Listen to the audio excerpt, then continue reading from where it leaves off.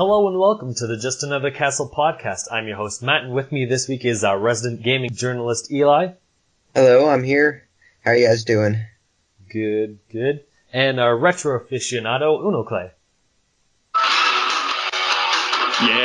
Yeah, it's Unoclay coming in with the James Bond. Wow, Clay, did you notice how we got titles this time? We got our resident games journalist and our retro aficionado. I love it, Matt. You're really up in your game, and I was ready with my retro sound effect, not even knowing I had a title. So nice. Thanks, Matt. I approve. I thought it'd be nice to have titles. I did have titles in the podcast page on Podomatic. I'm like, well, it'd be cool to have something like that for like the podcast, rather than just be like, this is Eli. He lives from Denver, lives in Michigan, or whatever. It's like, I gotta spice it up. That's spicy. Is Mike the sneaky fireman? So I don't know. I'll change it to something, but on the podcast I put the angry passionate. There you go. That's pretty good. I saw that. Yeah, I remember that now that you say that. Well, awesome. I approve. Well, he'll probably sneak in here at some point. So when he does, when Mike arrives, let's like all at once, like surprise him when we hear him talk. Go, the sneaky fireman. Like, I'm gonna do it. So if you want to join me. So, are you guys ready for Switch news in minus a month, or I guess exactly a month? Huh? The 12th, or is it the 9th? It is the 12th. So a month 12th, from in today. exactly a month. Yep. We get to find out what the heck the Switch is going to be and whether it's going to fail again. We three of us can complain really hard, and one of us can sit here and try and apologize for whatever Nintendo does. I'll let you try and guess like who does what. You should be on their payroll. Yeah. I mean, like, you're defending the company, you might as well get money for it, right? Yeah, baby. Yeah, I'm psyched. I can't wait, man. We got like a countdown here, and we'll probably like miss an episode or two with the holidays coming up. I would think possibly. Yeah. I don't know. That's up to you guys. But yeah, so we're getting down to there. We're gonna have some actual things to react to other than just our own thoughts and the old arguments, and all that good stuff. So that'll be great. It's gonna be good. So before we go into what we've been playing this week, I just wanted to pitch a game someone launched. So Harsh, you might have remembered him on the podcast a couple of weeks ago, and then also a couple of months ago. He's a new, smaller developer, and he's working on a bunch of games. And I don't want to say finally, that seems kind of mean, but he launched a game is either this week or last week on the Android store called Freefall. You basically fall and try to collect things as you're falling, and you use a gyro sensor in the phone. You can download it. It's free. It doesn't have microtransactions or anything like that. Just something to put on the store and, get his legs going and whatnot. You can talk to him at the game dev, on Twitter, TEH. I'll put all the stuff in the description. But, just throwing out a bone for him, get people to try out his game. So now on to what we've been playing. I can't read Unoclay and talk at the same time, so this is the worst. What have you been playing, Matt? I'm still playing Pokemon Sun. I'm going very slowly at it because I usually just play like in the evenings, and then sometimes I either work on something or I get caught up in something else, and then it's too late, and then I like barely play it. So whatever. So I'm like I forget. I was on the second island last week. I don't know how far I was in it then, but I finished the second island. I just started the third one. I'm gonna do the electric trial, I think it is. Because it just beat the grass one. But I don't know. This game again is just really weird. There are some cool things I like about it. Like, they don't constantly ask you if you want it. Like, oh, do you want to do this? Yes. Are you sure? Yes. Are you double sure? Yeah. Like, it's just one and done. So that's good. I like Team Skull. They're kind of funny. Some of the locals like make fun of them. Like, they're a bunch of losers. They're just like this ragtag group of thugs. Like, no world domination crap as far as I've seen yet. So I like that. But it's really weird. I like all the designs and everything of the Pokemon, but the typings are just not all there. Like, a lot of the Pokemon I want are ghost types, and there's almost nothing to use ghost types against other than other ghost types, which it's also weak to. So it's really weird to have that. And then Then of course, like every other Pokemon has moves that can kill your ghost type, so it's almost like pointless to have ghosts or a point against you. I don't know. It's not really weird. I'm like halfway through the game and I still don't have a fire, water, or electric Pokemon, which are like the most basic types you can get from like the beginning of like most games. So I have actually had to keep switching up my party just to make room for other Pokemon I'm missing types with, and just a bunch of duplicates. Like I have Mudsdale, which Eli caught before, or at least the first form. And then I have like the Sand Monster, and both of them are ground types. It's like, okay, well, I don't need both, but I want both, but I can't have it because it's not going to be efficient or good, so now I gotta figure out which one to dump. And then it keeps happening with like a bunch. Like I have a poison type and there's another poison type, and it's like, it's really weird. This is like the first time in a Pokemon game where I've had so many Pokemon with like the same types that I've had to keep like juggling through different ones because, you know, it's not beneficial to have like 3 of the same thing, because then one other Pokemon could just wipe out your team easily. So it's interesting. Yeah. I wish I could comment on that, but you know me. Like the only thing I think of is like when you describe a new Pokemon game and you're talking about how there's like so many of one type and not enough of another. Mm-hmm. I guess my question that comes to mind would be like, do you think they do that on purpose, kind of to change up the gameplay, or do you think there's like balancing problems with the game? Is that what you're kind of saying, or which is it? You know? Yeah, I think it's like a bit of both, like purposeful and then also not purposeful.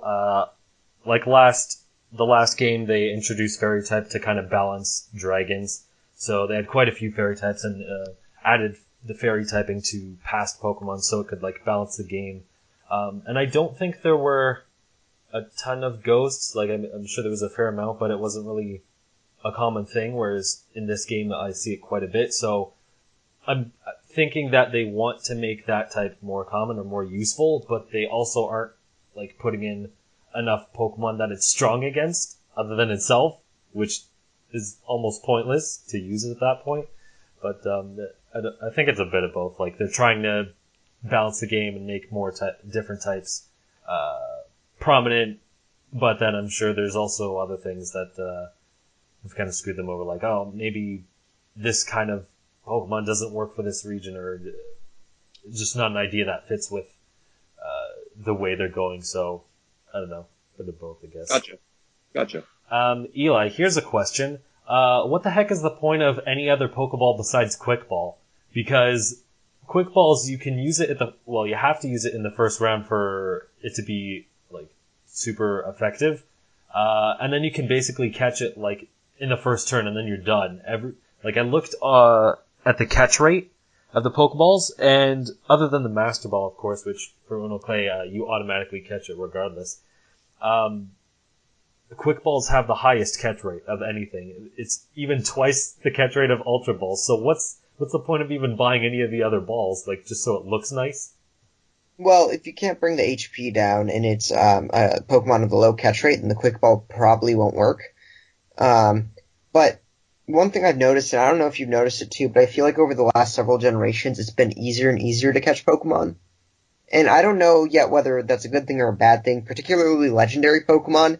Man, I used to remember in Gen 3, Gen 4, I'd spend like 75 Ultra Balls to catch a legendary, you know?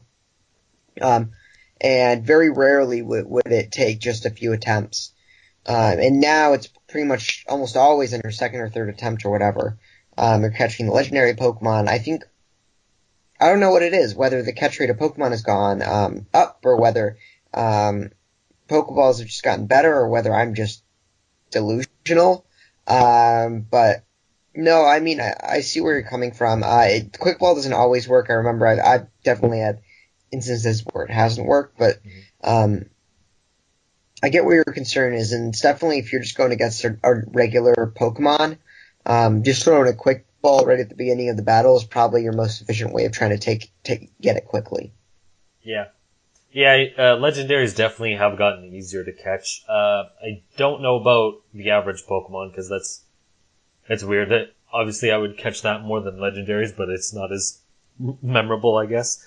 But like in Pokemon X and Y, I was catching filling out my entire Pokedex or the National Dex, and I basically just use Quick Balls, and it's like, okay, this is really like easy to catch pretty much anything. Like it was the only ball I really used. I'm sure there were times that like I didn't catch it, but it's like this. Like, what's the point of all the other ones? Like, just maybe get Quick Balls and then Ultra Balls as backups or something. Yeah. No, I definitely use Quick Balls a lot as well, and I did in previous generations. I haven't played Sun and Moon as much in terms of catching just because I haven't had to yet, and I decided I wouldn't complete the Pokedex until January, so. I guess just one question. What was your, like, did you have the same, I guess, issues as I did, like cycling through a bunch of Pokemon for your team? Like, I got this type, but it's the same as the other type, so I'll either pick this new one and drop the other one. Yeah, that did happen. I tried to use all new Pokemon, and I think in the end I did, but I definitely do remember, like, I had the same situation of the ground types with Mudbray and the other one, and the Sandcastle one, and I definitely had the same, like, issue with myself where I wanted to keep both, but they're both ground type, and I had to switch it out. Yeah. What was your starter that you chose? I chose the Litten. Oh, okay. Yeah. Fire type. Yeah. Because I chose the bird, so maybe that's why I'm having more problems with repeated ghost types, because I already have one to begin with. It's like, well, yeah. Anything else is just repeat. Like, I wanted to use the Alolan Marowak, because that's fire, but it's also ghost, and it's like, well, I don't need 3 of them on my team, this is ridiculous. And then there's Mimikyu, it's like, I definitely don't need 4. Yeah, well, fortunately I had, choosing Litten, it's fully evolved state, it's fire and dark type. Yeah. So I didn't need to get any ghost type to fight the ghost type just because it had, dark type moves. Yeah. Yeah, shoot, what was I gonna say? I'd say something. It would be meaningless. Okay, I was gonna say, just to get a fire, like, I looked up on Cerebi.net the fire types, like, what was left, and I'm like, man, I know all of them. Like, what is this? So I wanted to use, Alolan Muck, because I liked it, and poison, so whatever, cool. And then I realized there's, like, no other fire, so I had to switch that out with the Lizard, because it's poison and fire, so it picked up another type. I'm like, well, I gotta get fire at some point, like, it's useful. I think I've rambled on long enough. Eli, what have you been up to? Let me think. Oh, you were playing Final Fantasy 15. I was, but I took a break from that. The Last Guardian, that's what you were playing. The Last Guardian. So, I don't know if it's me, or whether it's the game, or whatever, but at first, Last Guardian was, for me, really mad. It's grown on me a little bit. Mm-hmm. I think it's okay/solid game. It's a little too slow for me, though. Mm. I recognize that there are other issues with it. You know, the camera can get in the way sometimes. There are frame drops which don't really bug me. Ultimately, those things I can put up with, and the camera controls, I fight it sometimes, but it's not something that really dampers the experience. Mm-hmm. But for me, just getting through the game and the puzzles are just kind of slow. And in one element, I get it, because you kind of need time to bond with Trico, which is the animal, and his animations are incredibly realistic and lifelike, and it looks like a real dog in the way that it acts and moves around, which is really surprising and really laudable that they were able to do that. So in that respect, I really liked Trico, which is the animal, and kind of like started to care for him and stuff. But the game moves pretty slowly. The puzzles are cool in the way that they're not necessarily hard, but they kind of like guide you through them. Like, they're not hard, but you still feel kind of smart when you do them. Yeah.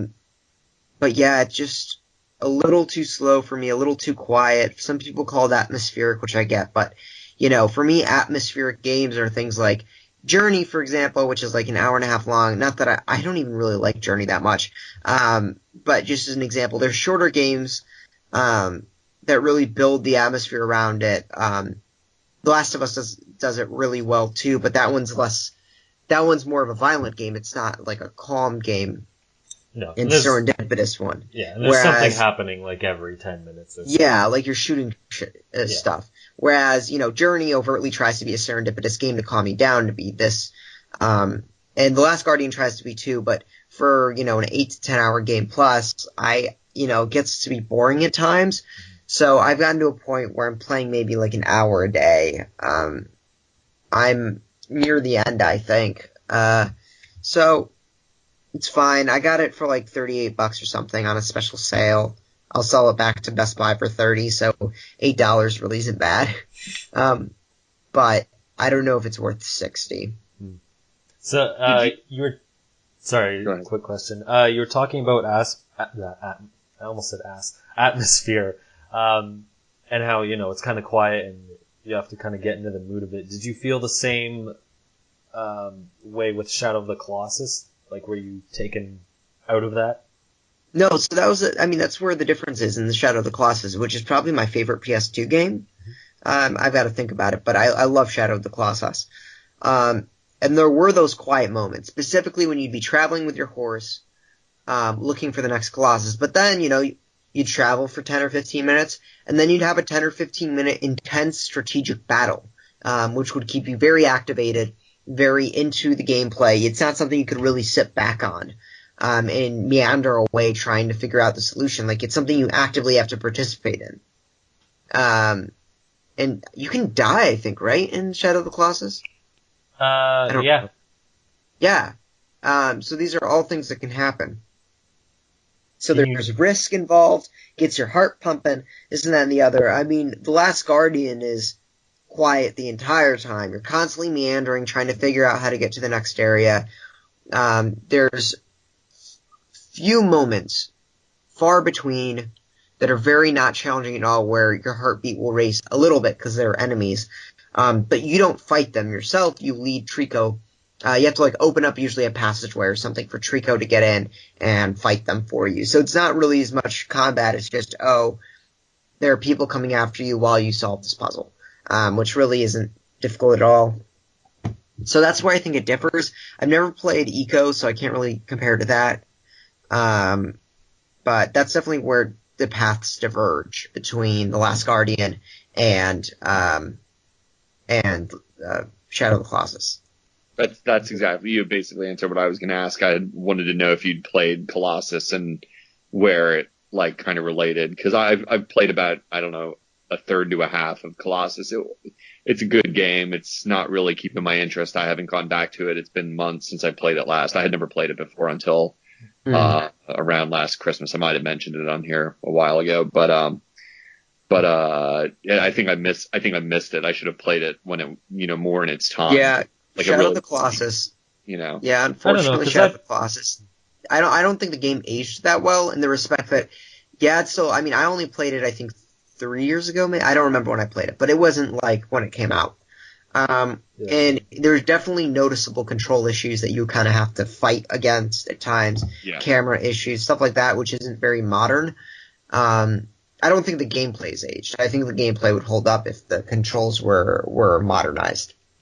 And it's a little bit empty. That's the one thing that really struck me. Like, when you're walking around in that world, by modern standards, it felt like strangely the same way I felt about when I was playing Twilight Princess. Like, you're running around this huge world and there's almost nothing there. And I was like, this is odd. But I missed it in its time. So that's not really fair of me to totally judge it on that. So interesting. I think the difference, at least between Twilight Princess and Shadow of the Colossus, is the game starts off it already sets a kind of tone for that, whereas Twilight Princess is there's a bunch of action and there's monsters everywhere and there's exciting things going on, and then it's you're in the overworld and it's nothing's going on like everywhere else. It's okay, something isn't fitting here. Yeah. Gotcha. Great game still. But yeah, at least Last Guardian has one thing. Trico poops. Oh, I don't need to know this. They show this in the game. It's a thing. Yeah, I saw someone post a video on it. He's on some scaffolding or whatever, and he poops and it falls off the scaffolding, like, I don't know, and it's some sea or something. What the heck? Why'd they bother to put that in? That's it's insane. realistic, man. Yeah, it's a giant raccoon creature running through the sky and it's got to poop. Yeah, maybe I get it. Okay. Well, we have that going for us now in video games. Wonderful. Yep. So, Unoclay, what have you been up to? Well, thanks for asking, Matt. I played two things of note that were not mentioned before in the podcast over the weekend. One of my good friends was over and we were playing an old SNES game. I had chatted with you briefly over IM the other night about it, Pocky and Rocky. Oh, yeah. It's an old SNES game, pretty famous. I had never played it before. And it's neat. It's a little bit of a unique genre. It's sort of like a scrolling shooter video game, which normally you would imagine something like 1942, 1943, like where you're a spaceship or an airplane moving upwards, shooting down enemies in waves. This is a little different, which makes it unique, and it was probably part of the reason for its popularity, because I get the impression it was pretty popular back in the day. It came out around 92, is what my internet says to me. So, I had never encountered it back in that day. Anyway, playing it now, it's neat. It's brutally difficult. You can play two players. That's why we were playing it. The same two players on the screen at the same time. No friendly fire. You just have to jam away trying to kill everything that comes at you. You scroll the screen. It's not auto scrolling. So you move the screen and you walk through. Kind of neat art style, real good art. It's got cool sprites, kind of classic SNES look to it. A little bit of a Japanese flavor, or a lot of a Japanese flavor to it. It's by Taito, if that's how you say it. I never know how to say that company's name, but it looks a lot like the artwork in Legend of the Mystical Ninja, for anyone who's familiar with that. And it's good. It's really hard. I mean, my friend and I, for instance, the friend in question that was over, he's finished Dark Souls 1 and 2 like 5 times, and he just goes through it for fun in different ways, self-limiting himself. That's how good of a gamer he is. He'll just like, oh, I'm not going to get this weapon or that weapon on purpose and try and finish it, and then I'll do it again a different way. He's a good gamer, is my point. And we got to like level 3 and just hit a wall with this game where we're playing it on an original SNES with no save states. So if you die, you die, and you have to start the level over again. And we were getting our asses kicked, frankly. It's the third level has some parts where the screen pushes you off into pits, like, part of the wall move out, and if you don't time it right, you'll get pushed in the pit. Yeah. And then you're getting attacked by enemies at the same time. And it's just, it feels like one of those games where it ramps the difficulty so violently suddenly that, I think we spent like about an hour like trying to get through that one stage, and we just gave up. We were just like, this is nutty. This is a little nutty, without save states to try and get through this section. So good game, but be prepared for that if you look it up and want to get into that game. So yeah, I saw the reason I knew of it was because I saw Pro Jared do like a review of it, and it looks really fun, but it also looks insanely hard. It's unfortunate. I think the developers said like, for whatever reason, they won't be able to get it on the eShop. I think they said like Nintendo is done with making like SNES ports on the Virtual Console, like shortly after like they introduced it. So they're like, yeah, we're not gonna bother or whatever. I'm like, well, that kind of sucks. Okay, so another thing that our listeners might actually care about that you can get on your Wii U for about $10 right now is Dual Core. It's a game I downloaded a little while ago when it was on sale, but it's still only $10 now, so it's worth it. It's up to 4 players. It's a neat game. It's kind of a bullet hell twin stick shooter kind of game, but you're going through mazes, you're going through like dungeons, basically only like very modern dungeons, more like a computer sci-fi layout of a game. And you can play up to 4 players at once on the screen. But here's the irony. I've never actually had this happen to me before. So it touts itself as a multiplayer game. My friend and I download it.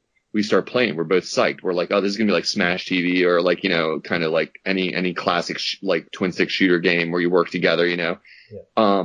The game is so easy if you have more than one player that it was boring. We were like, this has got to be broken or we're doing something wrong for like an hour. We're playing it and it's not getting any harder. and you earn it's a neat game. It's got a simple but interesting upgrade system. You have to earn, XP, and then you can upgrade your robot with different stats like speed and cannon, and like just the basic stuff, like you got about 5 stat slots that you can upgrade, and you have to earn points to do it. And you can pick, what kind of upgrades you make. The game was so easy, I was refusing to upgrade. I was like, I'm not going to upgrade my character. And my friend was just totally fully loading his character. So it was getting worse. It was like, his character was getting so OP, it was stupid. We were literally like walking through the level, shooting anything that moved, and just getting through. And we gave up after about an hour and a half of playing.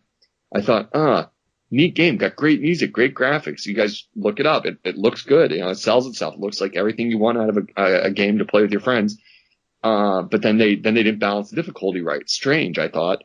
So I went back and played it by myself after my friend left. The next day I went back and played it by myself, where then when you play by yourself, they give you one AI NPC that works with you, and you've got to keep him alive, and he kind of helps you fight, and you can upgrade him, but he's stupid, so he'll get killed and you have to revive him and stuff.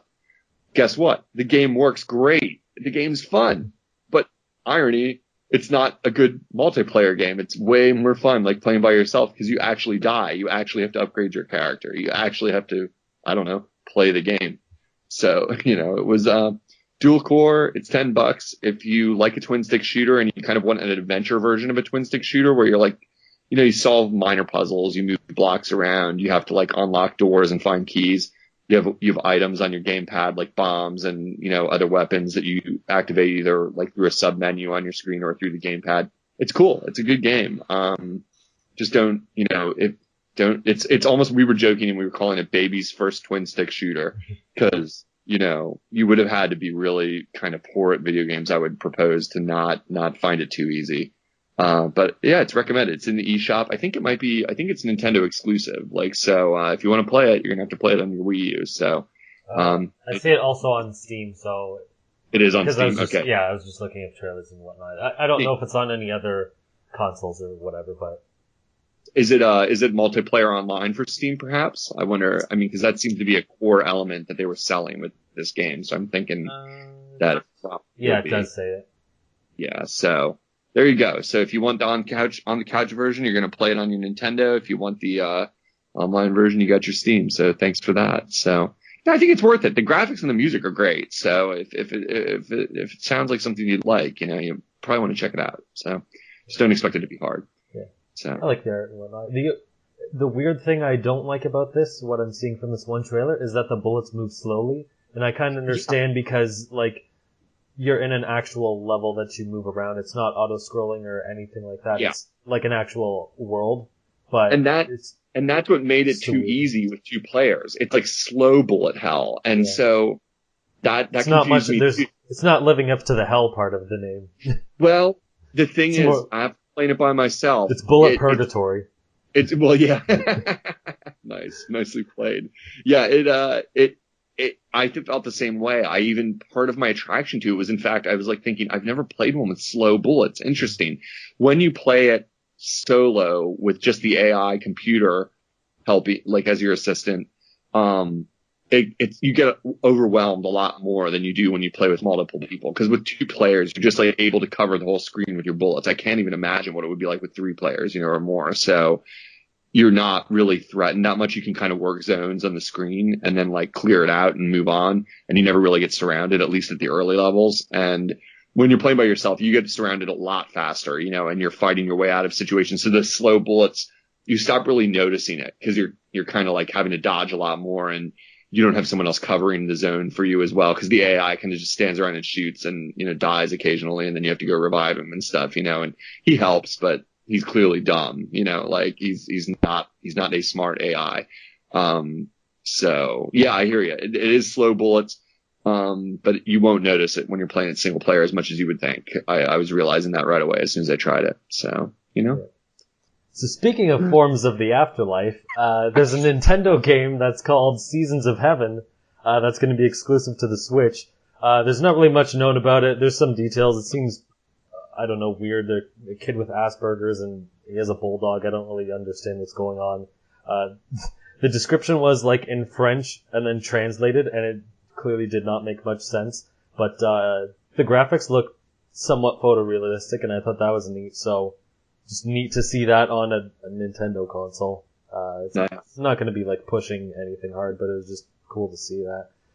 Nice. Super Mario Run apparently needs to be connected to the internet 24/7, so they don't think you're pirating it. Okay, whatever. And apparently it's going to use like up to 75 megabytes per hour. And Eli, I saw you leave a comment on Go Nintendo. So I guess put this into perspective how much that would be. 75 megabytes in like an how hour? much does Pokemon Go use? I think it's like 10. Wow. So that's bad. Yeah. Will this be a barrier for people wanting to play it? Like, I don't, not being a smartphone guy, I just don't even, like, comprehend. So Pokemon Go uses 10 to 15 megabytes an hour. Now, I have a gig of data, a month, and that's included in my plan. I don't pay for it. I don't pay for extra data. So that's, if I were to just play Mario and nothing else, then I would get 13 hours in a month. Now, obviously, I do other stuff than just play Mario. Yeah. I think average people might have I think on average people might have like 2 to 4 gigs on their plan. I don't know, Clay, do you have a smartphone? No, I don't, on purpose. Oh, I thought by saying you're not a smartphone person, I thought you just don't actively use one. I didn't know you didn't have one at all. No, but so most people probably have 2 to 4 gigs. So it's a sizable amount of data it's eating up. I guess I don't know. Don't people just like have unlimited data plans? I hear that on commercials, and I don't even have a smartphone. Like, I just thought that's what everybody has now. Unlimited data plans do exist, and a lot of people do have unlimited data plans, but a lot of people don't.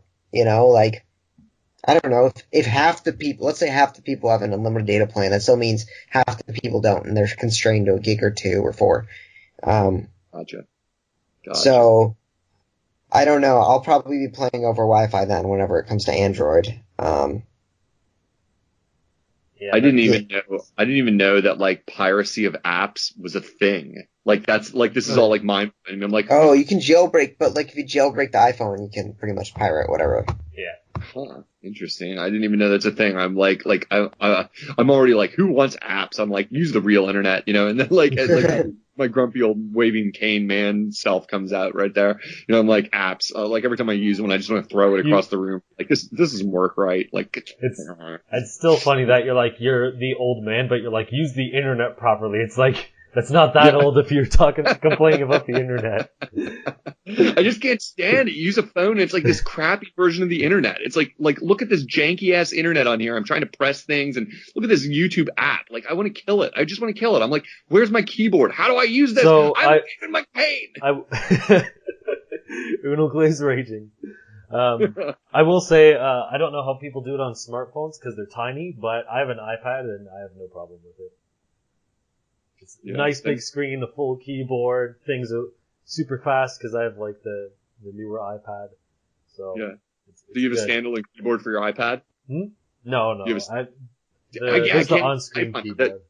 When you type on the screen, it hurts your fingers. I'm like, my old man fingers get all like crotchety. I'm like banging on this glass here. I'm like, oh my god, my fingers hurt now. How old are you? I'm going on 90. It hurts to touch things.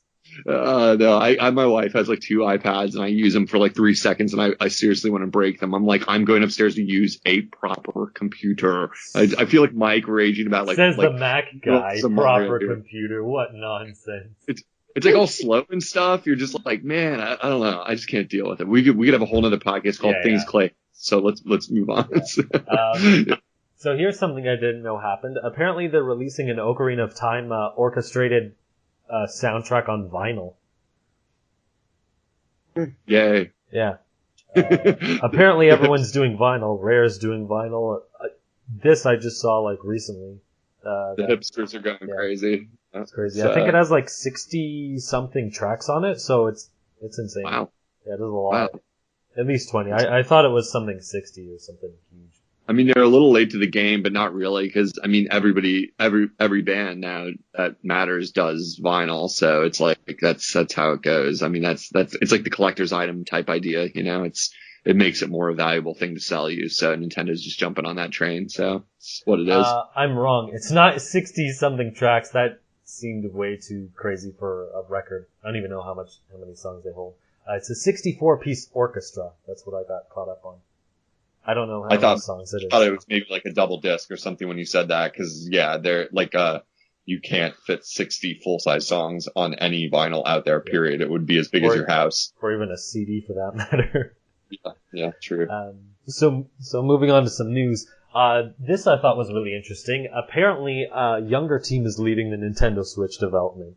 Miyamoto we knew before that he was taking a back step after the Wii U, but apparently they're getting new people to make this thing. Or he said most of the people making the Switch were younger developers. Now, who knows how young that could be? Young in their company could be like 40s, but well, I guess they wouldn't use 20-year-olds. That'd be a bit ridiculous.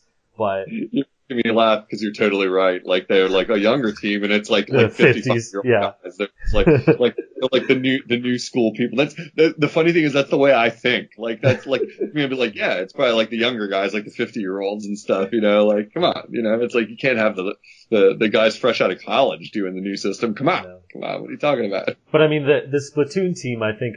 Like, they said they were younger developers, and you could see them in the videos. Like, they're not in their 40s, or they're not in their 50s, at least. So they're somewhat younger. But yeah, no, I thought it was interesting that they're getting young people to do this stuff. So maybe they'll do some things right.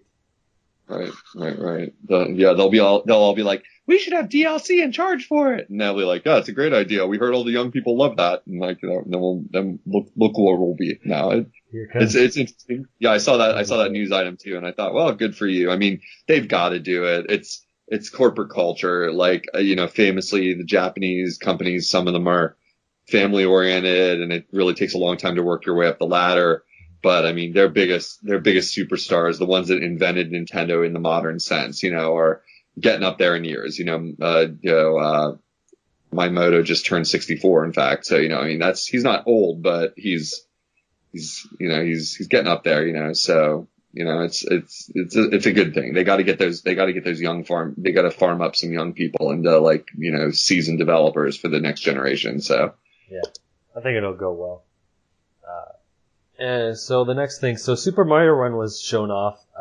They released a bunch of videos, and they had it on Jimmy Fallon and whatnot.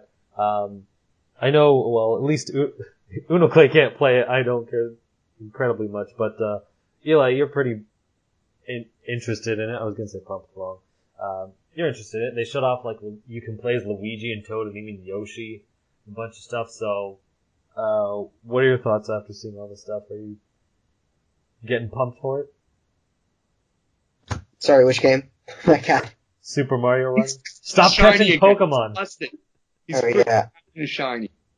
You know, no, I mean, as I said, I'm excited for Super Mario Run. I've talked about this a lot. I think it's going to be a good, solid game. But I have an Android, so, you know, I watched the trailer. Oh, yeah, you won't get it for a couple months after that. Looks good, but I won't get it until 2017. So, you know what? Screw you, Nintendo. Nobody likes you anyway. Jeez, this guy. Welcome to the Nintendo podcast. Like, if only Mike was here to follow that up with yeah, we hate, like, everything of their good games. Yeah. Oh man. Yeah, so I can't comment on it, like, unless my, like, dumb phone, like, they released, like, this really janky 8-bit version of, like, Super Mario Run, which I'd be super pumped about. Well, like, they do have a version. It's called Super Mario Maker. It's just the auto-scrolling levels. Right. My phone will not handle that, I guarantee it. Yeah. So, yeah, neat. I'm just kind of curious to see how the reaction, like, from non-gamers goes. That's my biggest curiosity, to see if, like, my friends that have, like, dabble with Pokemon Go, if they bother to buy this, you know what I mean? Like, some of them are actually spending money on Pokemon Go even, you know, so, like, good.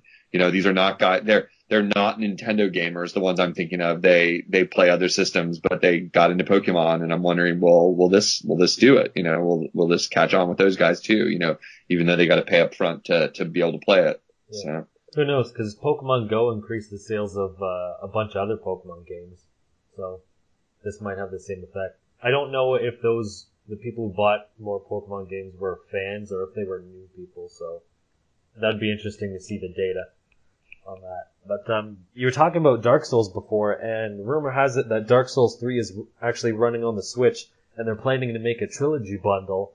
They're just waiting to see if sales data and whatnot comes back. I will buy that. I will buy that day one, because all my best gamer just talk nonstop about Dark Souls, like, just to the point of absurdity, like, that they're just so obsessed with it still. And, like, I'll buy it day one, 100%. Like, I'd love to play it. I'd love to play it on my Switch.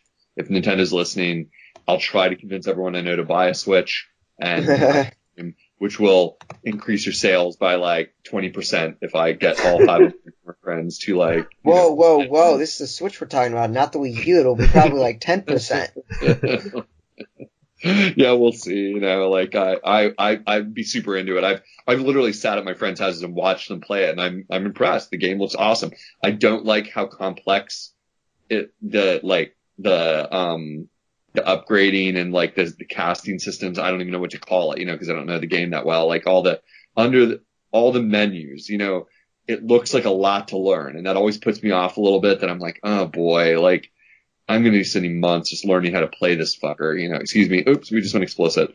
But like, but you know, it does look, the gameplay is amazing. You know, it looks like, you know, Zelda meets like Monster Hunter meets like a few other genres of games, you know, so I'm in, you know, so I really hope that, I doubt it's true, that rumor that you're citing, Matt, but I'd be psyched for it if it was, so.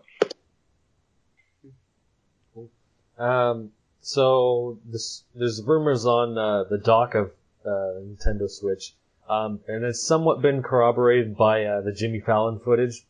So the rumor was saying they were going to use a USB-C connector, which some people pointed out in the footage we got after this rumor was posted. Basically, it's powerful and it would make charging a lot faster. It's basically like the Lightning port on Apple devices and whatnot. Android. Or whatever. We don't acknowledge the shitty Apple over here. I only do because I like their iPads. I don't care about the desktop. Oh man, fail on you. That's huge though, because everyone's so concerned about the battery life. So if they can like address it by being like, it's like lightning fast charging at the very least, that's good if they can pull that off. So yeah. And the other thing it was saying was that you'll get 720p when you're playing on the go, and then when you put in the dock, it'll add some extra power to be able to, I forget how they worded it. It'll run at a higher clock speed, so you can run at 1080p, and it has an extra fan and whatnot. And apparently this cable isn't just for charging and whatnot, but it'll actually help like the video feed, like run on the TV. Apparently it can move up to like 4K displays type information. Wow, I'm really, really great with words tonight. I don't even know what else I want to say about this, so screw this. Apparently there's rumor that there's going to be GameCube Virtual Console, one of them being Smash Brothers Melee, and then also Super Mario Sunshine and Luigi's Mansion. And then a potentially Animal Crossing. So it's at this point, it's like I want to kind of be like a Nintendo troll, because not for myself, but like on behalf of everyone's voices I can hear in my head that are non-Nintendo fans, that they'd be like, listen to yourselves. You're excited that they're going to port GameCube games to their current system. Are you guys freaking nuts? Like, you're such fanboys to even care. Like, are you out of your mind? Like, big deal. They're going to bring GameCube games to their most modern system. Like, you know, but I'm in. They're getting hyped about PS2 ports and quote-unquote remasters.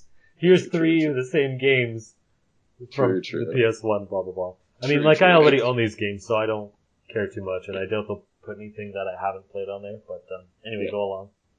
No, it's true. It's true. I mean, like everybody, it's the console wars, but I try to keep that in mind, because it is pretty funny in a way that like I have a GameCube and a Wii compatible GameCube downstairs, or I mean to say a GameCube compatible Wii downstairs, so I can play GameCube games two different ways. Granted, some of them are kind of expensive to buy, like the ones that are the really popular ones are still, Smash Brothers is still full value, if you want to buy Melee, like a disc copy.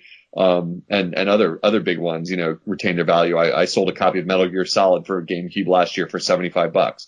It's GameCube has a pretty good, aftermarket, like resale value for a lot of the more popular games. And so yeah, getting a virtual console going forward to be able to legitimately buy those games at a more reasonable price, like, for games that are like 15, or more years old, that's a good idea. I just find it amusing. I just think it needs to be pointed out so we don't sound like total fanboys. It's like, oh boy, GameCube's coming back. Yay. Kind of funny. So what's next? A Game Boy emulator? I can't wait. I kind of hope they would get like a bunch of other companies to put like their weird GameCube games up there, because like we've already played like the main games. It's like, give us something new. Yeah. The money is always the question. Like, how much is it worth it for a lot of those companies? I mean, but you raise a great point. Beautiful Joe, go Capcom. I haven't played it, and I could borrow my friends, but whatever.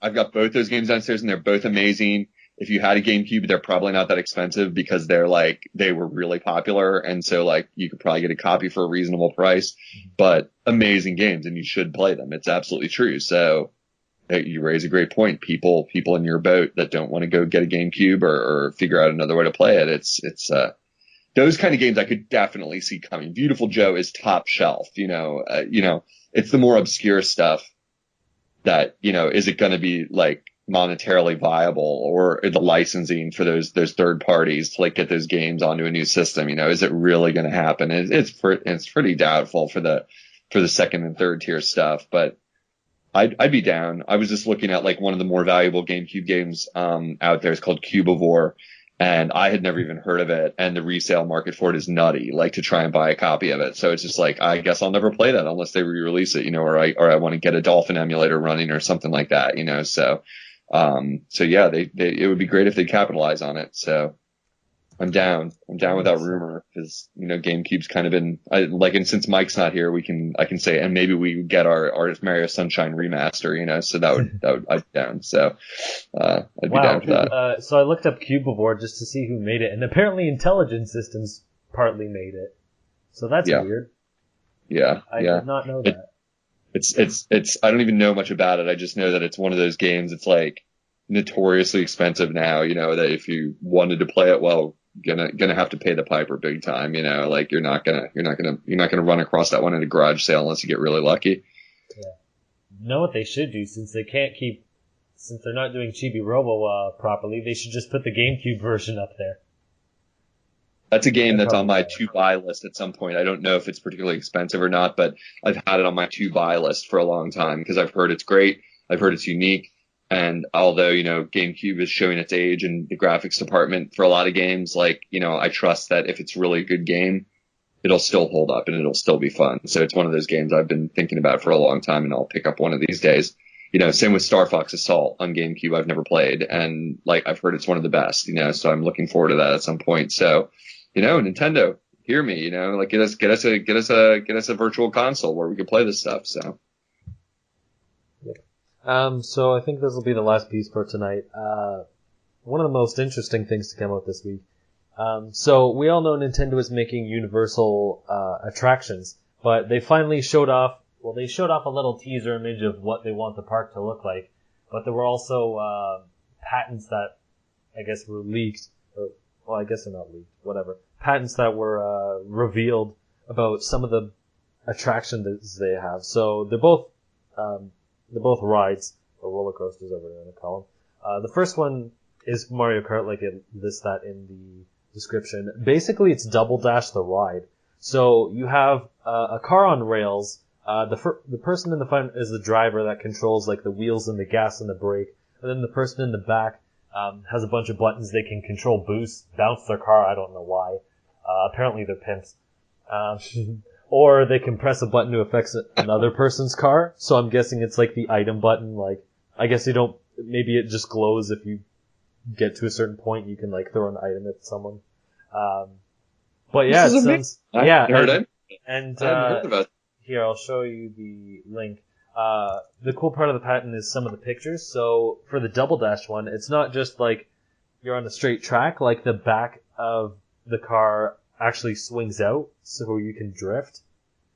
So that's pretty dang cool. Like you can actually drift in this thing. Like it sounds like they really are making these interactive roller coasters, not just like here's a regular roller coaster and we spray painted Mario's face on it, or just themed up an existing ride. It sounds like they're making like actual new rides. Oh man, that'll be awesome.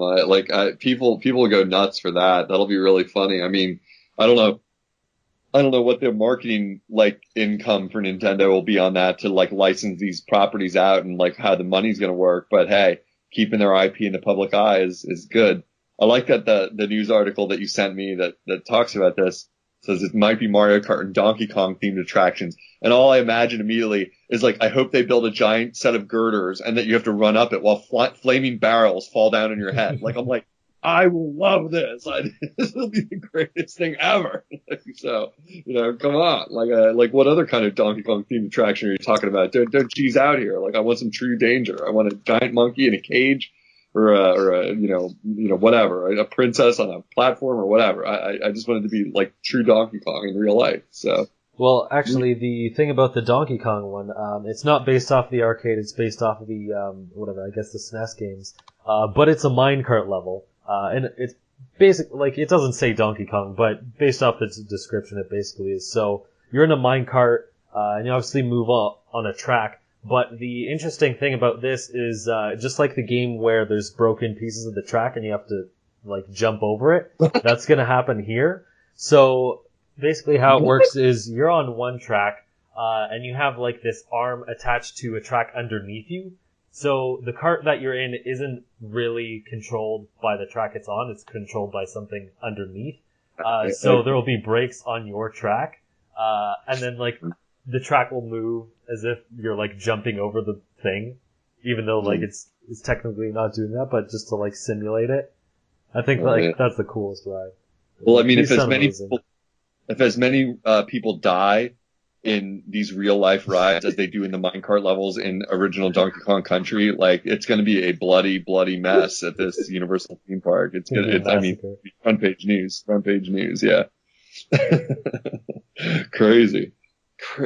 So cool. Like, I don't really want to go to a theme park and wait in like lines, that much, but it's tempting for something like this. That's pretty cool. The only problem is they're doing it, building these areas consecutively, so one after another. And the first one they're doing is in Tokyo, and they're like, yeah, it'll come before 2020. It's like, okay, by the time it comes to, I don't know if they're gonna do Orlando or the other park next, but by the time one of those comes, I'm gonna be like early mid-30s, and now I feel old. Like Nintendo, yeah, but you'll be making money and you'll be able to afford to go to Orlando. I know, but it's like Nintendo, you're all about making me feel young. Why are you doing this to me? You are such a tiny kid. You have no idea. Waves cane. Yeah, no, don't worry about it. Like, you'll just be like, the old head, like preaching the Nintendo choir, like to the new kids that are playing like Pokemon 48. And you're like, yeah, I remember when Pokemon still meant something. Now they just give you your Snorlax right when you start the game. It doesn't even mean anything anymore.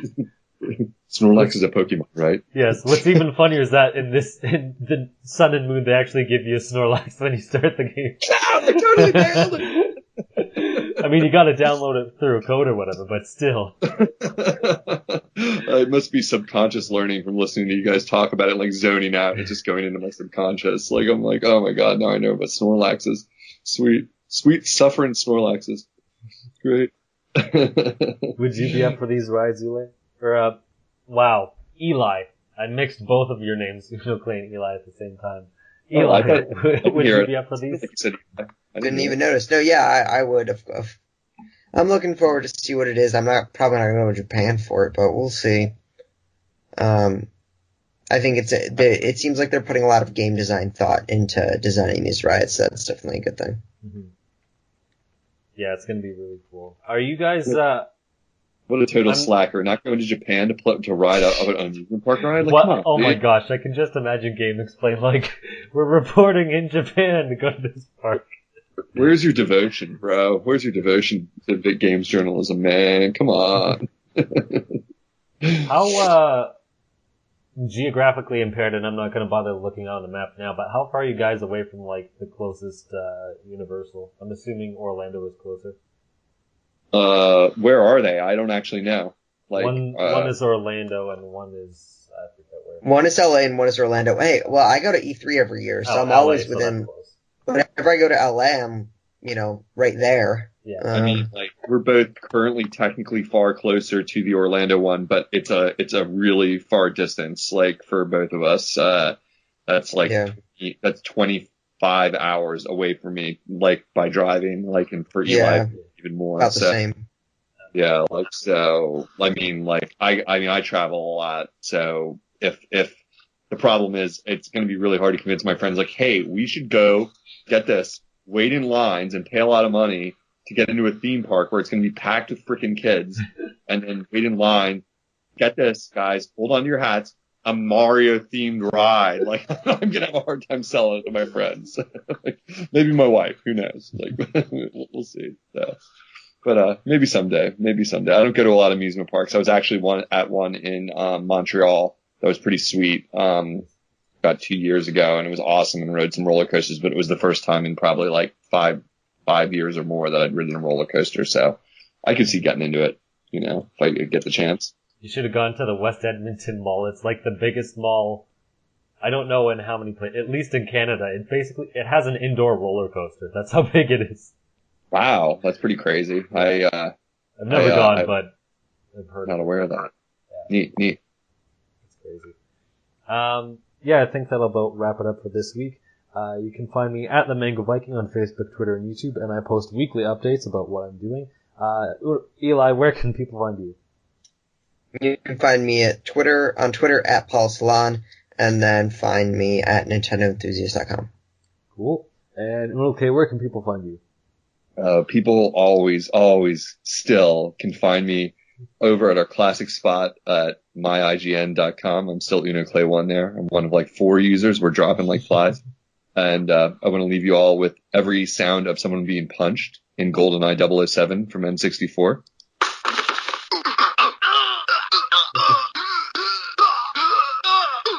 There you go. Well, that was the thing. So wherever you're listening, you can find us at Just Another Castle and basically everywhere on the internet. Hit us up with your questions if you're interested in being a guest at Just Another Castle or me directly at the Mango Viking on Twitter. So we'll see you next time and leave gaming to Nintendo.